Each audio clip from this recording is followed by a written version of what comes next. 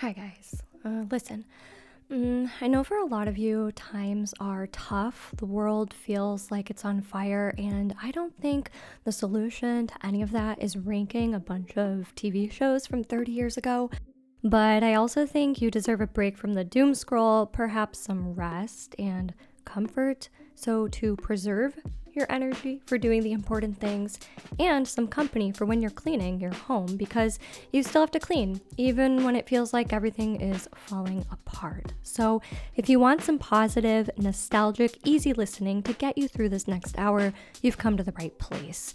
We are ranking all the live action tween shows from the Zillennial era, 1995 to 2005, also known as the era that we like to cover on this channel. Now, I had to come up with some parameters for deciding what would even count for this list, so if you're interested in that, feel free to pause the screen here. But basically, using this criteria gives us 42 shows to work with. And by the way, I was going to rank them based on how much I like them, but I was shocked at how many of these I don't remember. Like this one, for example. I'm a guy. They don't understand me. When they see a female, they say, oh, we understand her. And then they absorb her into their estrogen cult. But we'll get there. So since I couldn't remember a lot of these, this ranking is actually not based on my opinion. These are ranked by iMDB scores. So we're going off of iMDB order, but don't worry, I'll be adding my own thoughts and commentary along the way. Let's just start. All right, well, someone has to come last. Someone has to be spot 42 of 42, and it's Nick Cannon. The Nick Cannon Show with a 2.9 out of 10 star rating on iMDb. This show feels like when you're a kid and you haven't seen your cousins in a year and the family is finally together and you're like, I know, let's put on a play for the grown-ups. And your cousins are like, but Charlotte, we don't know any plays.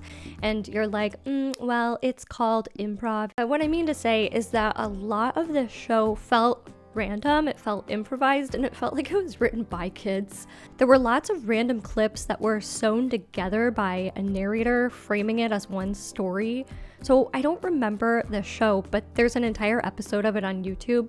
The whole thing is Nick Cannon playing this character named LaTanya, but in like 45-second bursts. LaTanya was a character that Nick Cannon played on All That, and all that worked because the show had individual skits, but this episode of Nick Cannon, it's just the same LaTanya character doing really random repetitive skits again and again.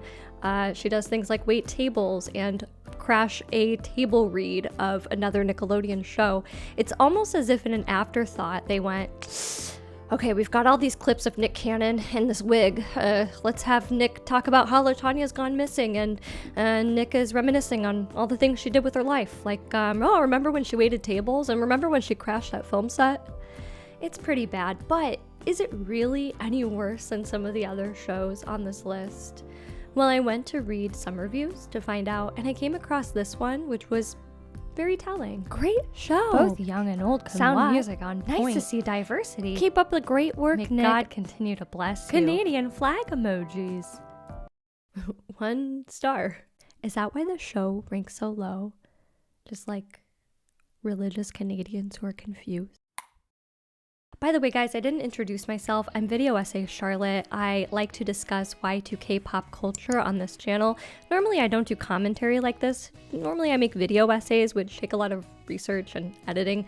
But today, I wanted something a little more laid back. So if you love nostalgia from this era, please do subscribe. We've got a ton of content here now, and you have no idea how much it helps when you do press subscribe.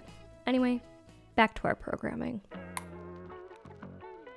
At number 41, with a 4.3 out of 10 on iMDb, we have Romeo, starring Lil Romeo.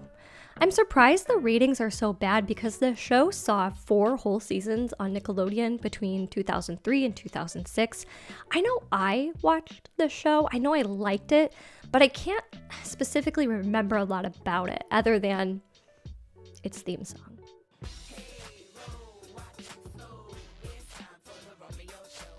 So IMDb doesn't like the show, but you just can't trust anything on the internet when it comes to the show. For example, if you look up the actor who plays Lewis, on the show. It says he was born in 2004. And this was after he was on the show. So, this is anarchy. Our 40th place show at 5.8 stars is the 1996 televised version of Clueless. Unlike the last show on this list that was flooded with like 50% 1-star and 50% 10-star reviews, this show didn't seem very polarizing. It just seemed to be like a 6 out of 10 for most people.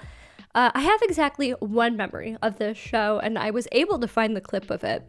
There was this episode where Eve Cher's understudy for the lead role in Grease locks Cher in a closet so that she can go on.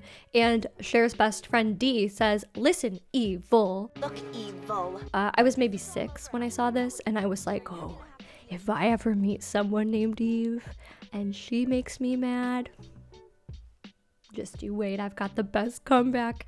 And that's never happened. I don't think I've ever even met anybody named Eve, but that's still in here, taking up brain real estate. But when I was looking for the episode with the girl named Eve in it, I also found this clip. I should be the star. I can sing 5 octaves and I am borderline bipolar, so I have a huge emotional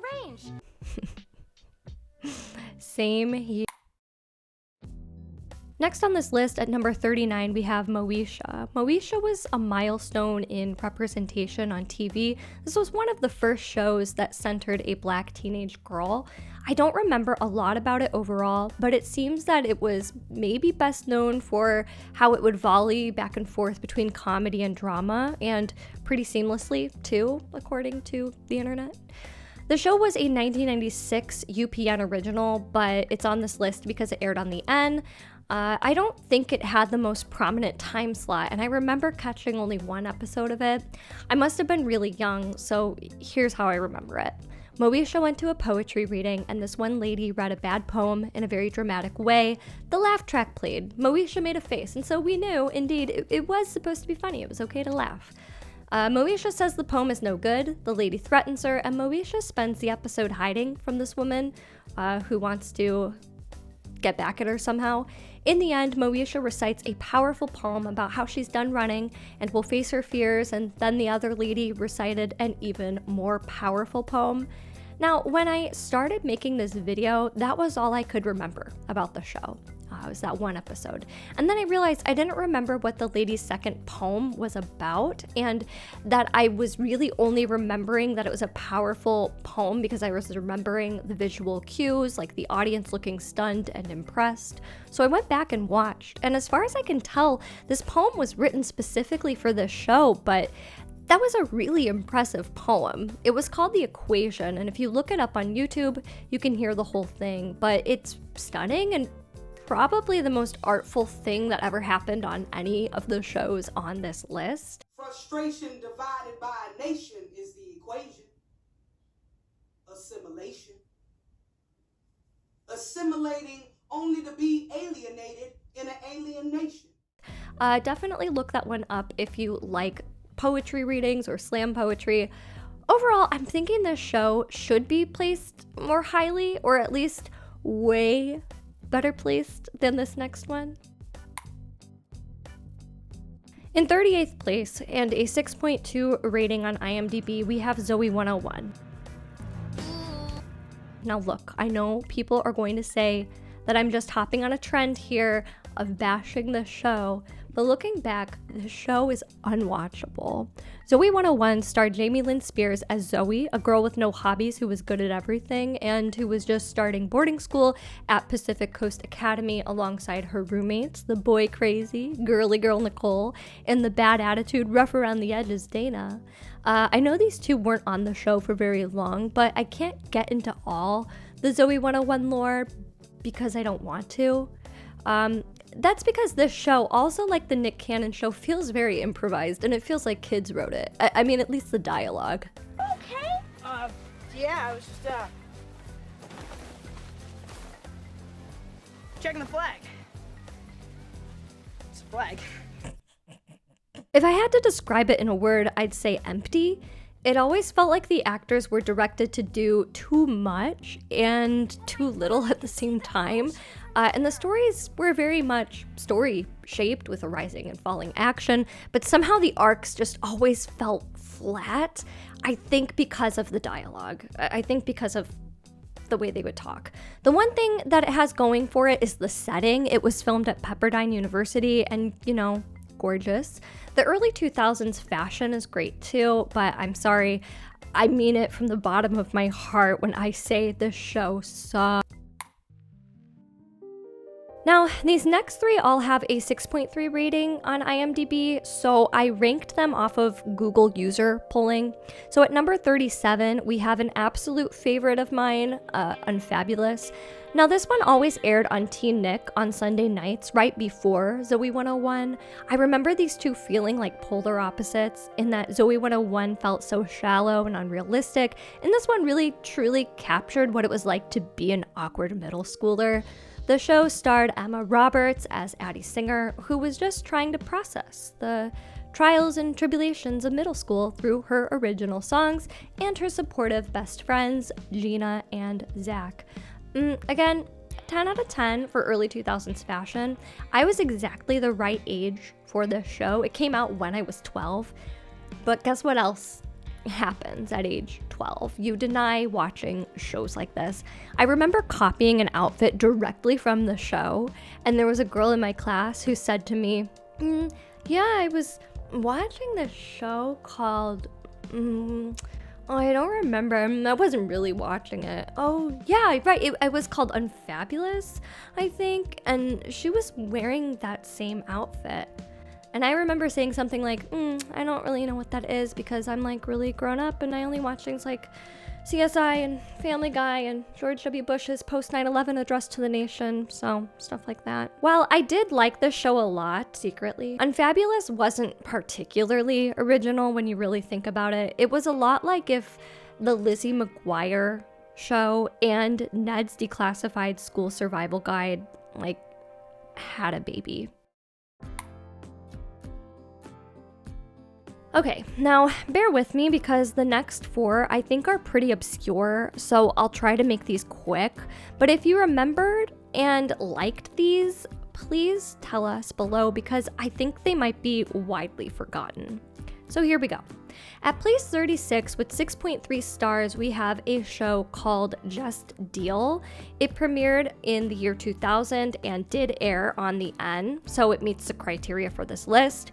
Now, I've never seen this show and don't remember it myself, so I don't know. If you're a big fan of Just Deal, feel free to tell me what I'm missing in the comments below, but it doesn't sound like a particularly unique show. The Wikipedia synopsis is basically like Dylan and his friends are a strong group of friends living in a suburb, and that's pretty much it. So I don't know. Was there anything more to this? Tell me below. Number 35 on this list also has a 6.3 on iMDb, but a very high score from Google users, with 97% of people leaving reviews saying they enjoyed it. It's another one that I don't remember. It was produced by the N and it aired in 2005 as a mini-series. It was called Miracle's Boys and it's based off of the Jacqueline Woodson novel by the same name. It had several directors, including Spike Lee and LeVar Burton, and won a Writers Guild of America award. Miracle's Boys is about three brothers navigating life after the loss of their parents, and for a mini-series it actually has a lot of fantastic credentials, so maybe I'll have to go check this one out. What do you think? Coming up next at number 34 and 6.5 stars on iMDb, we have Nickelodeon's 1998 Animorphs. This was a television adaptation of the Animorphs books, and if you went to my school, you know these books as the ones that the librarians kept on a display behind the desk because they would cause a lot of fights, so they were kept behind the desk like cigarettes at a gas station. These are the ones with really cool covers as well. Anyway, the show got canceled 6 episodes into season 2, so I don't think it did that well, though it wasn't the shortest lived show on this list. Episode 1 is about these kids who chase after one of their dogs and, quote, into an abandoned construction site and wind up encountering an alien named Elfangor, an Andalite warrior prince who offers them the power to morph into animals to save the Earth from an insidious secret invasion by slug-like, body-controlling, parasitic aliens called Yeerks. So, very 1998 with the aliens. The books, I do believe, were a lot more well-received than the show. Last obscure one for a while, number 33 is a show called Odd Man Out. This also has 6.5 stars, but a 90% on Google. It's about a 15-year-old boy living in a house full of women. Not much to say about this one, but the whole pilot is available on YouTube. That's the one with the clip from the beginning, the estrogen cult one. And here's the opening to the show. Question. What is the greatest invention of the 20th century? Antibiotics, the seatbelt, CPR certification. Pizza or ESPN? So I don't know. My guess is that these first 10 seconds of the show probably tell you exactly what kind of show this is. One last thing about it though, according to Wikipedia, this show was apparently a last-ditch effort to save the TGIF block on ABC. The show was heavily promoted in the summer of 1999 with clips of girls yelling, EVD! Which were the initials of the star, Erica Von Detten. Then a voiceover would say something like, "What is EVD? Find out Fridays this fall on ABC." Per Wikipedia as well, quote, "This type of mysterious promotion did little to hold interest in the show once it debuted." I mean, yeah. Alright, what kind of action and intrigue can we tease an audience with? Something mysterious, something high stakes. Charlotte, what do you think? Letters. Alright, I feel like that was 4 really obscure ones in a row, but now we've got a better known one, followed by 5 of the biggest names on this list. Coming in at number 32, we've got What I Like About You, which saw Amanda Bynes breaking out of Nickelodeon and into the WB. Still, this show kind of had some of that leftover Nickelodeon tween energy to it. This show and the next 2 on this list were at a 3-way tie on iMDB at 6.6 stars. So I went to the Google users ratings and only 72% say they like this show. I guess it isn't fondly remembered, maybe because of stuff like this that was supposed to be funny, but it just makes me feel tense thinking about being in this kind of interaction with someone. But don't worry, it wasn't made to be tense. It was made to be... Well, the producer was Dan Schneider, so there you go. Alright, we've got a nice little cruise now through some big names on this list. In place 31, here's one that was not lost to time. At an IMDb score of 6.6, we have Lizzie McGuire. I loved this show growing up. It's about Lizzie and her best friends, Gordo and Miranda. They're trying to navigate middle school, which was brutal. And before we dive into the show, let me just remind you of how brutal middle school was in the early 2000s with a little in real life story. Okay, I had this friend, Vanessa, and she started telling people that this girl named Sarah stuffed her bra. One day after school, Vanessa and I ran into Sarah's mom at the gas station, and Sarah's mom was like, "Yeah, Vanessa, honey, I understand there's been some problems with you and Sarah. You know, if there was a rumor, if you could please tell everyone it's not true, that would be really nice. And, you know, if there's anything you want me to talk about with Sarah, just let me know, Vanessa."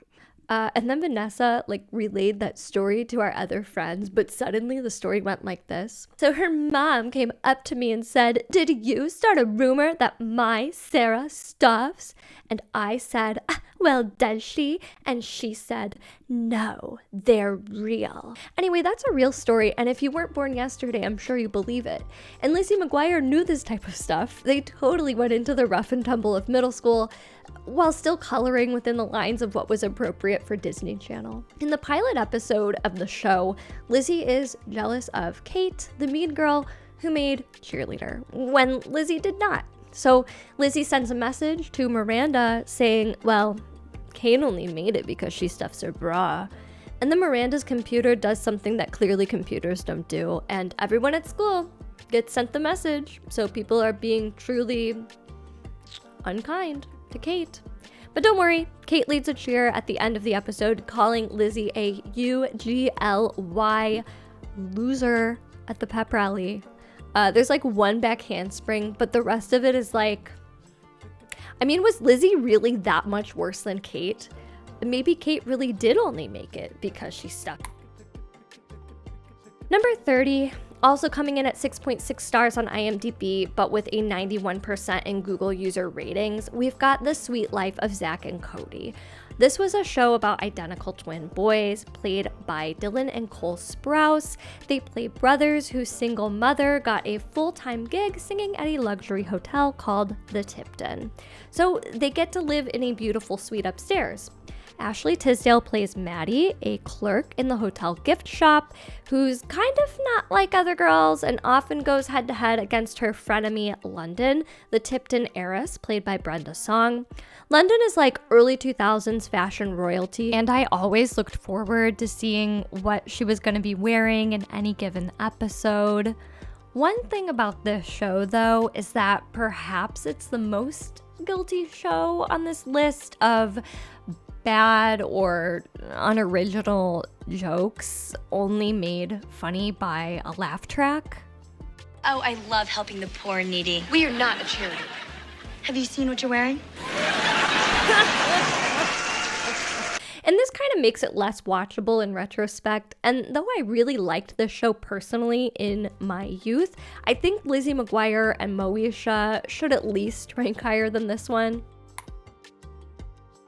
Coming in at number 29 and 6.7 IMDb stars, 82% on Google, we've got the one that out of every show on this list probably meant the most to me personally, but I don't know how to talk about it.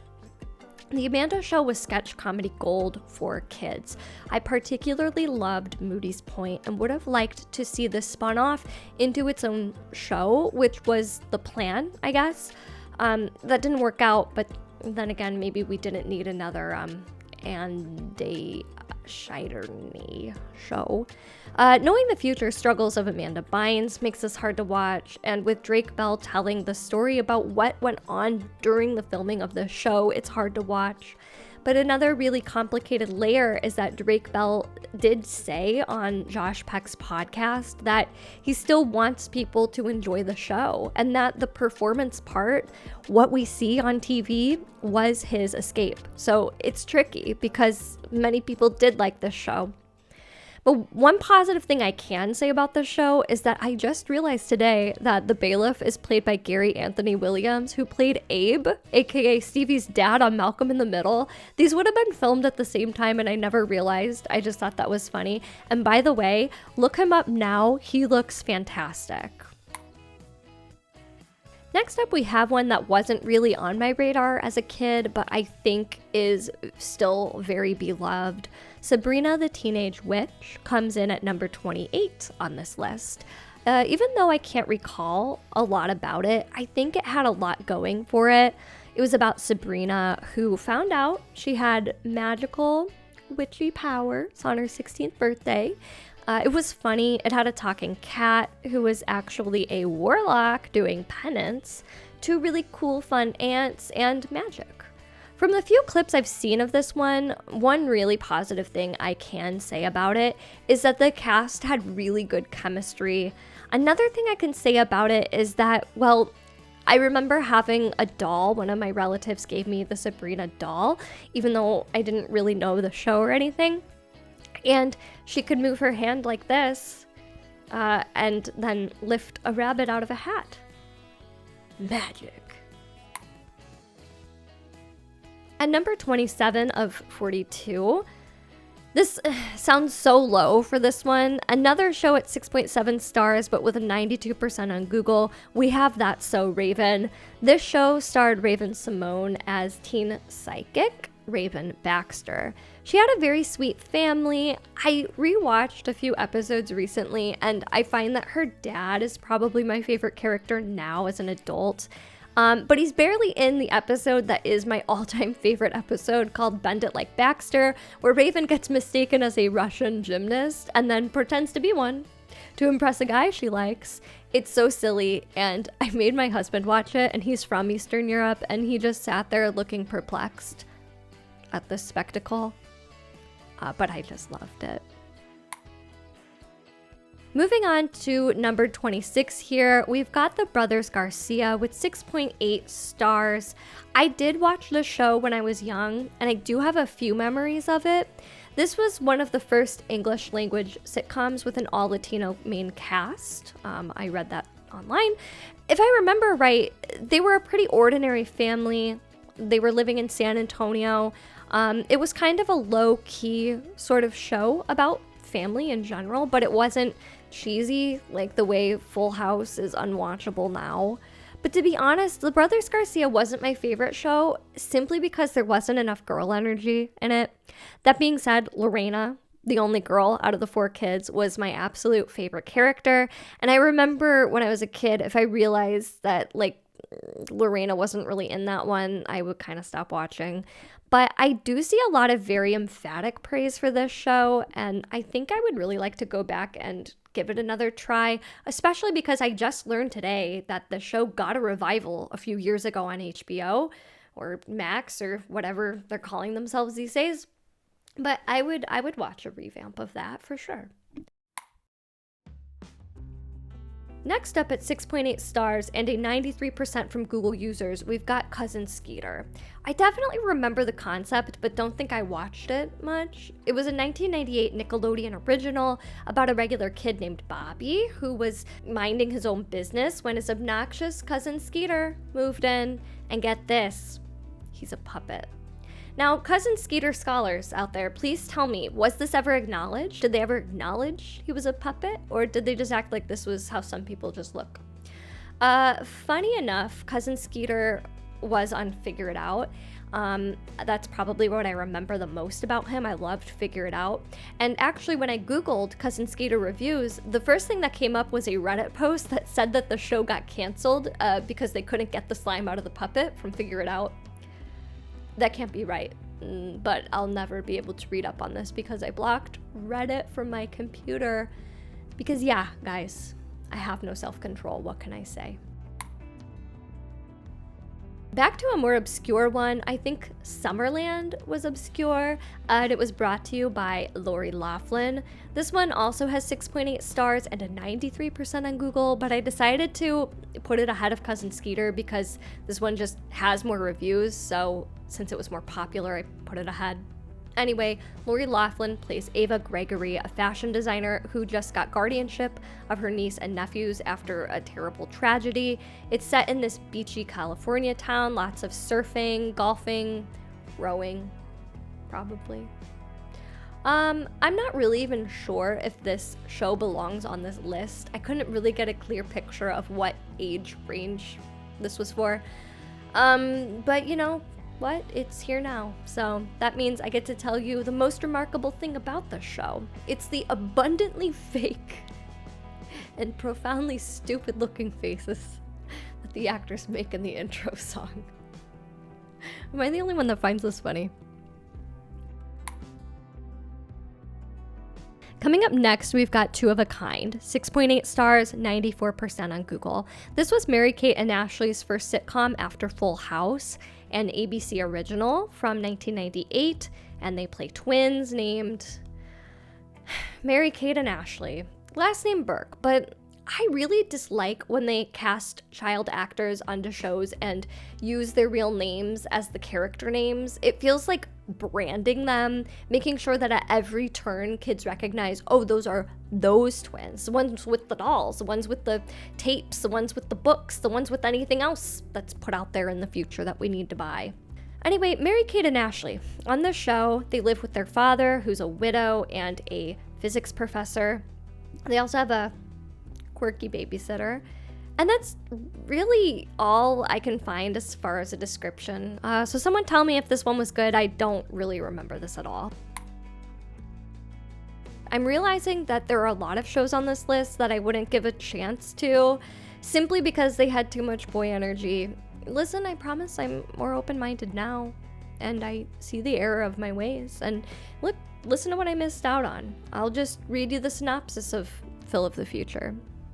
The Diffie family left on vacation from the year 2121, but their rented time machine malfunctioned, and they were thrown into the year 2004. Now Lloyd, his part robotic wife Barbara, I don't like that, and his kids Phil and Pim are forced to pretend to be a normal family in suburban Pickford. I never saw the show, but just this description, this feels like it's placed too high. I'm not interested in this one at all.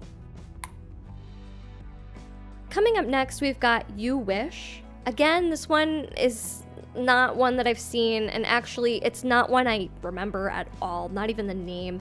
But it was in that tweeny lineup of TGIF. Here's the one-line synopsis. A single mother reluctantly accepts the services of a genie who's been imprisoned in a magic carpet for 2,000 years. It sounds really interesting. Let's hear what critics had to say. Excruciating. Well, there you go. I'm going to go ahead and venture a guess here and say that this one is definitely rated too highly for this list. It's got a 6.9 on IMDb, but only 194 ratings, whereas, like, for example, That's So Raven has 22,000. So it's probably just, like, people who really liked this one, who felt the need to maybe stand up for it. A few more stats, it ranked number 92 in television for the season and got canceled after 7 episodes. So, does anyone remember this show? If so, let me know. All right, we've got a good one now, and we've made our way into the 7 stars range. Next is 100 Deeds for Eddie McDowd, a 1999 Nickelodeon original in which a drifter called Drifter turns the school bully, Eddie McDowd, into a dog. Eddie has to do 100 good deeds if he wants to ever return to human form. The dog, Eddie, is voiced by Seth Green. Like, yeah, that's Seth Green. As far as I can tell, he did 1 good deed per episode, but the show got canceled after 40 episodes, which is actually a lot longer than I thought it ran. But looks like the answer is, we don't know if he ever becomes human again. But one of the saddest truths in life is that dogs don't live very long, so this guy better have gotten it together fast. Next up, Nickelodeon's 1997, The Mystery Files of Shelby Woo. It has a 7.1 IMDb score, and it's about a girl named Shelby who interns at her police department and, you know, just like solves crimes in her spare time. The one episode I remember was the hot dog mystery, in which someone, I'm gonna say someone, not who, because, you know, no spoilers on this 28-year-old show, but someone poisoned the hot dogs in the school cafeteria. I wanted to make sure I was remembering this right, and I actually found the whole episode on YouTube, and I got pretty sucked in. It's a pretty good show. One thing I didn't realize until I rewatched it just now was that Irene Ng, who played Shelby, was born in Malaysia, and she kept her real accent. I feel like for a 90s kids show, that was a pretty big deal. She was the lead of the show, not like the best friend or quirky exchange student, and not a stereotype. I feel like if this happened today and they cast an East Asian actor using an East Asian voice on the show, people would complain that it's like too woke or something. But like when I was a kid watching the hot dog episode, like that didn't even register as a remarkable detail. Now we've got One-on-One, a UPN original from 2001 that did air on the N. This show was never on my radar personally, but it starred Kyla Pratt, who Zillennials probably best know as Penny Proud. I also know and love her as the little girl in the Girl Scout cookie episode of Friends who calls Ross a scrud. And if you don't know what a scrud is, Why don't you look in the mirror, scrud? This show is about Brianna, Kyla Pratt's character, having to move in with her dad, Flex, a successful Baltimore sportscaster, after her mom takes a job overseas. There's lots of growing pains, lots of basketball. Flex was a basketball player. Lots of drama. And even though I've never heard of it, it actually ran for 5 seasons and had a 2-season spin-off called Cuts. The more you know. Next up, Nickelodeon's 1997, The Journey of Alan Strange. It was about an alien. So 90s. This alien, Alan Strange, is stranded on Earth from planet Zila. He's just trying to blend in, but he always gets into alien shenanigans and sometimes turns into blue slime. Looking back, the special effects on the show were like funny because they probably didn't have a big budget, but the show also felt really ambitious. Apparently, there's an episode in which Alan, who appears on Earth as a black teenager, learns about slavery and the civil rights movement. And apparently this all happened after he had to do a project for Black History Month, and Alan, the alien, didn't know what that was, so he made the mistake of just bringing in plain black poster board, I guess thinking that's what Black History Month meant. I don't recall the show very much, but if you watch this video essay, aka my life's work, you know that I waded through about 8,000 Nickelodeon commercials from this era, and I do remember the show being heavily promoted. Did you watch it? Let me know. Next up at 7.2 stars, The Jersey, a 1999 Disney Channel original about a magical old Jersey that lets kids body swap with professional athletes. Very Y2K, but widely forgotten, I think. Then again, I made a TikTok recently asking people to guess like which DCOM is the real one, and I put on like 3 silly skits, and the answer was the 13th year, and I thought that was going to be really obscure, but people were like, what, that's my favorite one. So maybe this one isn't as forgotten as I think it is. I don't know, let me know. Next, we've got one that I also remember being heavily promoted in the hundreds of Nickelodeon commercials that I watched. And if you were watching Nickelodeon in 2001, you might not have seen this one because it didn't last very long, but you probably do recall this absolute bop. Taina, Taina, I know I can't wait to see my name in lights. And this bop probably tells you a lot about the show overall. Taina is about a girl attending a performing arts school in Manhattan, and she, wants to make it, wants to see her name in lights. In a 2021 interview, the lead actress, Christina Vidal, said basically there was a lot of drama going on behind the scenes of the show, and that's probably why this only got 26 episodes. Apparently, Nickelodeon replaced this show with another show with a bopping theme song.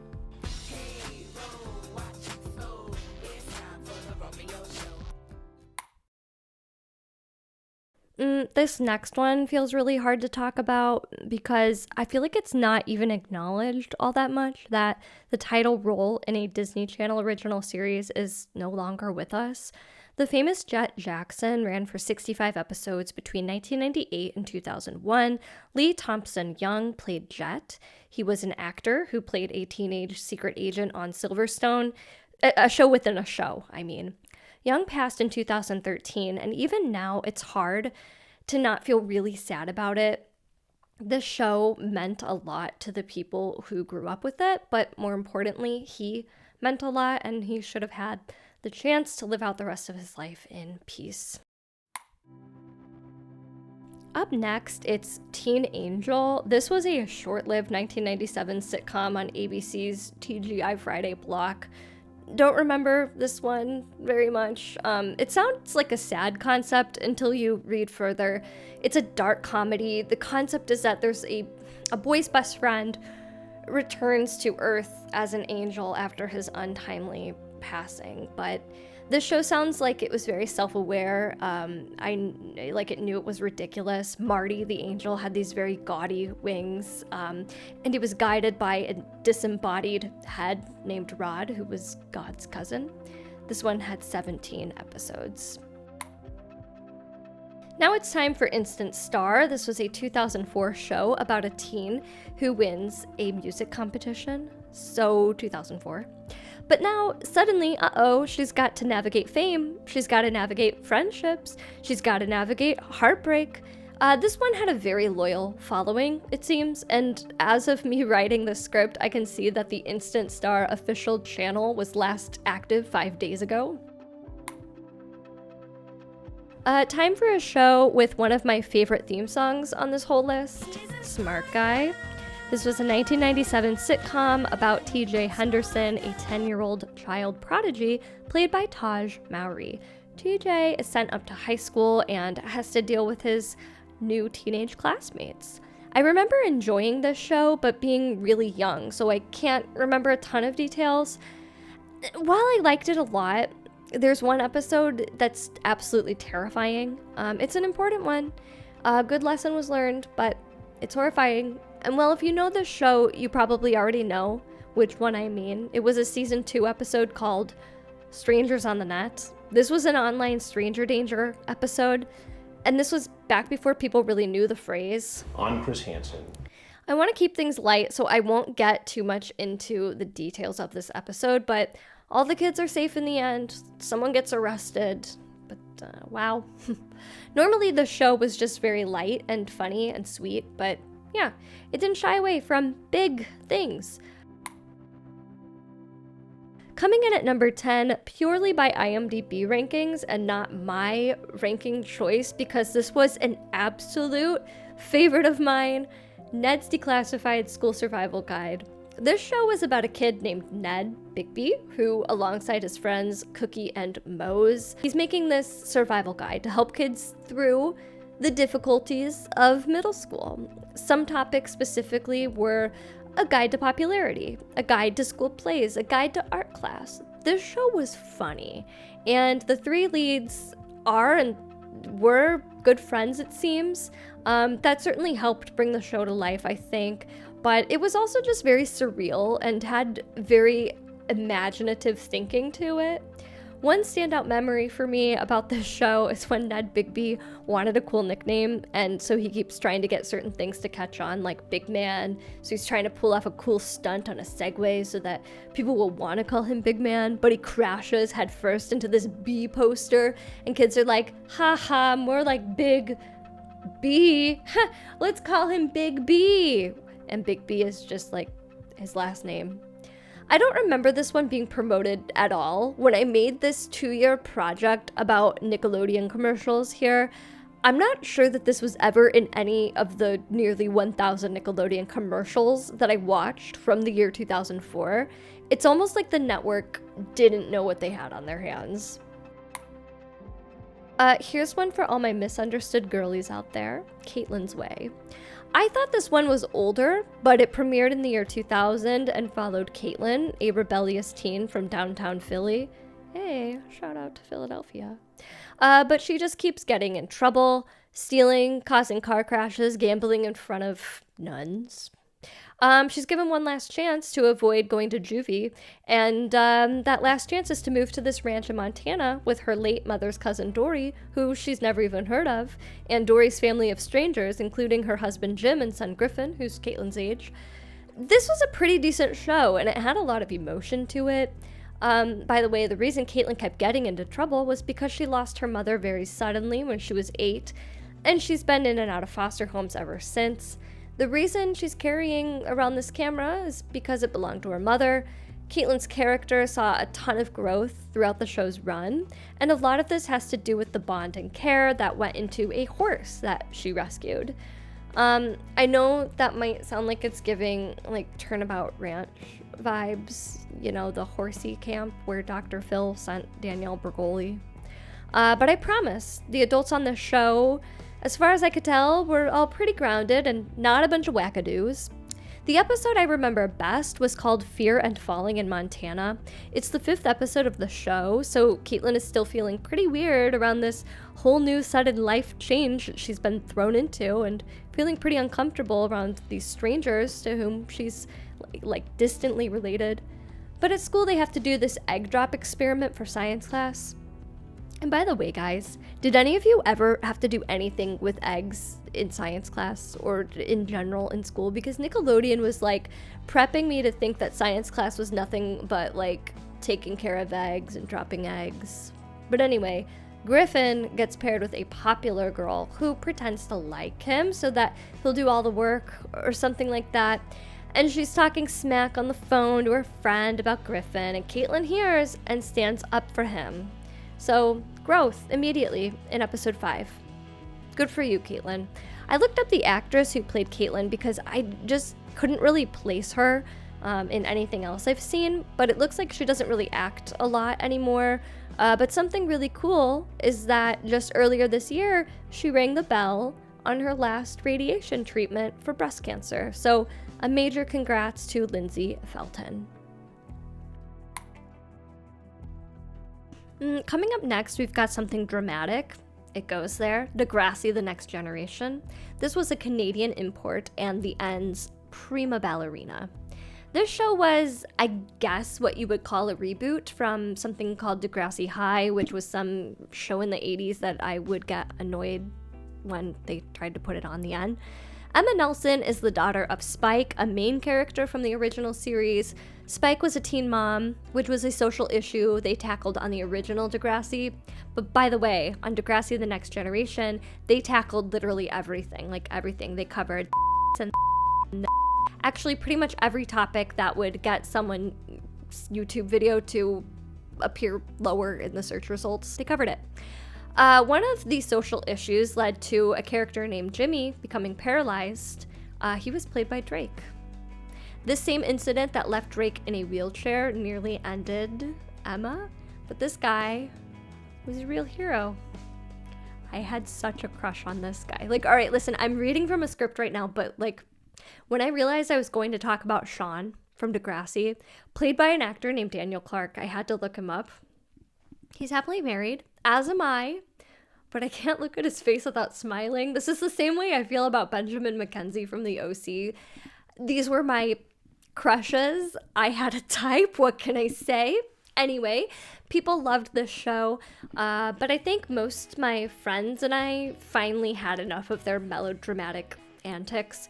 When a certain JT York had his last episode due to a frankly asinine way of writing him out of the show, I remember my friend and I crying about it, but I also remember there was a feeling in the air of, oh, come on, girl, we're both faking this. This show lost its way a long time ago. Apparently, the show went on with the newest iteration, Degrassi The Next Class, airing in 2016. It keeps trying to rear its ugly head again and again. In 2022, there was supposed to be a new version on HBO Max, which got canceled, but I highly doubt that's the last we'll ever see of this show. For this next one, I'm really surprised that this ended up with such a good iMDb score because it was canceled after 8 episodes.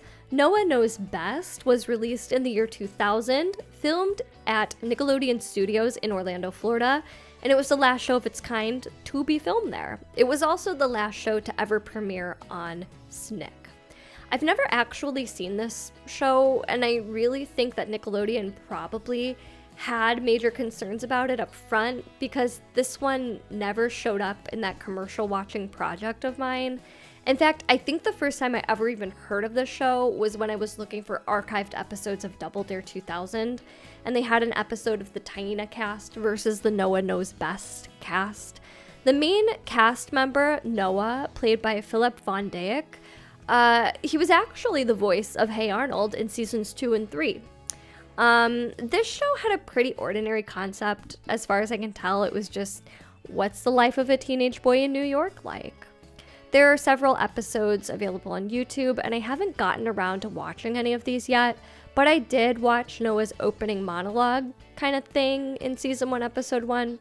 And one thing that really does stick out about this show was that the guy had some acting chops. Not that other actors on this list didn't, but it just kind of stood out to me. But the acting doesn't seem to be any of the reason why it got canceled. There are lots of rumors for why the show flopped, including the overall sitcom, laugh track kind of show feeling pretty been there, done that by this point. Ultimately, the producers cited creative differences for its cancellation. Next up, we've got a classic. Number 6 on this list is Even Stevens. This one starred as Lewis and Christy Carlson Romano as Ren. They played a push and pull brother-sister pair. Ren was the overachiever and Lewis was the, I'm not even really sure how to describe him, scheming, chaotic. But he was sweet, deep down, maybe sometimes. I didn't watch Even Stevens a ton, but of course the one I remember is the one you remember. And it's also why you and I both remember what year we put a man on the moon. I remember watching this episode, the musical one, with my best friend the night that it aired, and I remember the absolute shock and surprise I felt when Ren sang that bop. Everyone smiled and sang and danced like this, and then she got an F. Shocker. Alright, so this is a little awkward because I've never heard of this show, and it has the 5th highest IMDb rating out there. Radio Free Roscoe with 7.6 stars. I will say that the concept of this show was really neat. It was about 4 high schoolers who ran a secret underground radio station under fake names. I found tons of episodes on YouTube and haven't had the chance to pay them a ton of attention yet, but it feels earnest. Like, it's about teens who actually care about making a change that they want to see. I went to find reviews for the show, found this one from 2003, which is a guy explaining that he likes the show even though he's in his 30s. Half of this lengthy review is him explaining why he was watching the show in the first place. It was a lot like me and the other girl pretending we didn't know what Unfabulous was. But anyway, the reviews are pretty positive, and that's where I learned that this was made by the same guy who made Pete and Pete. I don't have a lot more to say about it other than just asking if anyone here is in this small group of people who knew what appears to be this underrated show.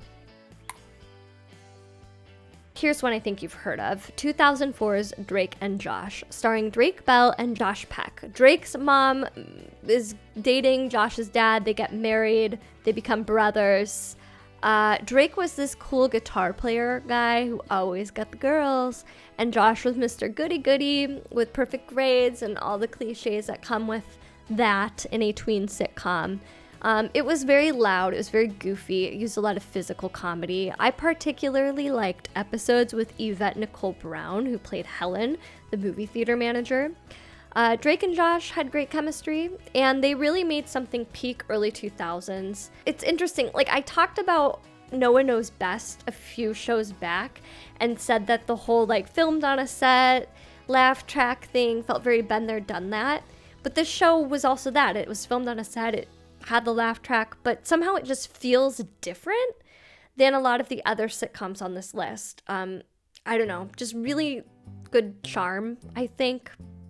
Truly a good show.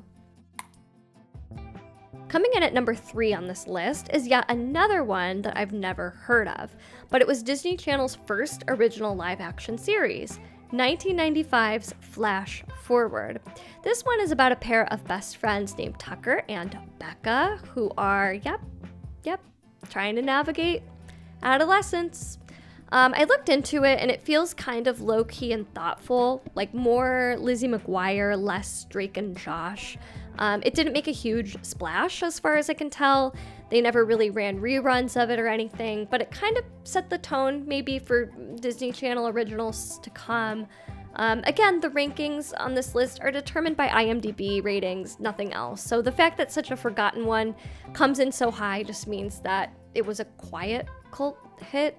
So if you're in that cult, there's got to be a nicer way to say that. But, you know, if you like the show, tell us about it. It's a new one for me. We've got another show now with a 7.8 star rating on IMDb, but it edges out Flash Forward with a 95% approval among Google users, and that is Kenan and Kel. We have yet another example of a kids show here in which the actors play characters of their same name. The show starred Kenan Thompson and Kel Mitchell. Kenan was always scheming and Kel was goofy comic relief. It had an awesome theme song. One of the most memorable episodes for me was 3 Girls, a Guy, and a Cineplex, where the mischievous Kenan is on a date with 3 girls in 3 different movies, trying to sneak around from theater to theater to spend time with all of them, working to make sure that none of them found out about the others. I'd say there usually wasn't anything particularly imaginative about the storylines, like that one's pretty sitcom typical, but it was very enjoyable nonetheless. And it really did bring a fun energy to the Saturday night Snick lineup on Nickelodeon. You probably know that Kenan is on Saturday Night Live and has been since 2003. And I think he's the longest tenured SNL actor. As for Kel, it looks like he's still acting and doing comedy, but his wife is very active on social media, and you can just see a lot of content of Kel just enjoying his life as a dad these days. It's really sweet. Overall, while this list has been shaky at times, Kenan and Kel feels really deserving of the second place spot. And with that, we're moving right along to spot number 1. Coming in at an impressive 8.2 out of 10 stars, the number 1 live-action show made for tweens in the Zillennium era is Gilmore Girls. This was a show about Lorelai Gilmore and her daughter Rory, who she had at age 16. They live in a cozy little town in Connecticut called Stars Hollow. The show follows Rory through her high school and college years. It had very sharp dialogue. The mother-daughter focus was pretty unique, I think, for a show at the time. Listen, don't be mad. I've never seen an episode of Gilmore Girls.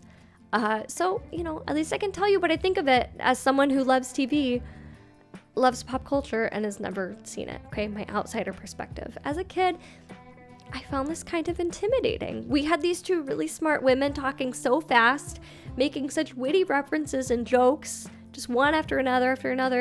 And when I was young, I think I caught a snip of this and was like, yeah, I don't know what they're talking about, and I don't want to feel like an idiot.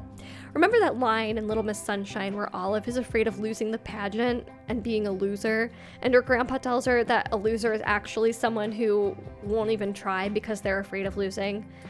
Apply that to television, and that's me.